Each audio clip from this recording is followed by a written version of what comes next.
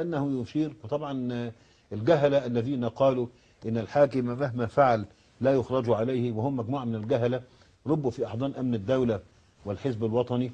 مجموعة من الجهلة نؤكد هذا، أن هؤلاء مهما على كعبهم أو اشتهرت اسمهم هم مجموعة من الجهلة، لأنهم لا يقرؤون، وإذا قرأوا لا يفهمون. وسبب انتشارهم أن الأمن هو الذي سمح لهم بهذا وكتم وكمم أفواه الآخرين.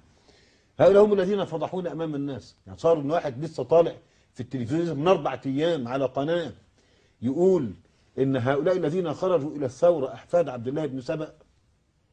4 أيام من 4 فقط؟ أيام لسه دول أحفاد لسه نايم ولا عبد إيه؟ الله بن سبأ. نايم.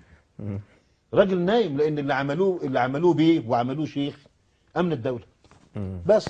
لكن ده معاه دبلوم صناعي وما يعرفش حاجة غير بس إن هو يشتم في جميع الدعاء الذين يعملون بالدعوة إلى الله عز وجل.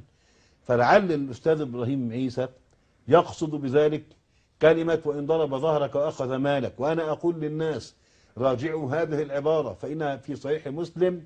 الدارقطني قال إنها منقطعة، العبارة دي بالذات، فإن كان لله تعالى في الأرض خليفة فالزمه.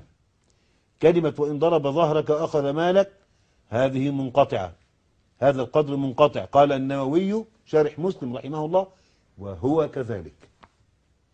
وهو كذلك، يعني يؤكد على انقطاع على الانقطاع. هيجي يقول لك في المسند، مسند الإمام أحمد، دي قصة كبيرة.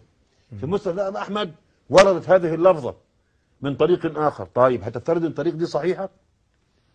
هتفترض ان الطريق صحيحة؟ فيها بقى ايه؟ يعني المسألة فيها بحث حديثي. لما يكون المسألة بالشكل ده يبقى دي نقطة مش من قطعيات الدين. انما دول قاعدوا يقولوا على الناس اللي بيخرجوا على الحاكم نزال، بيقول لك احفاد عبد الله بن سبأ يعني الخوارج.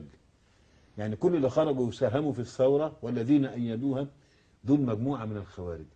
فلعل الأستاذ إبراهيم عيسى بيضحك على هؤلاء، وحري به أن يضحك على هؤلاء.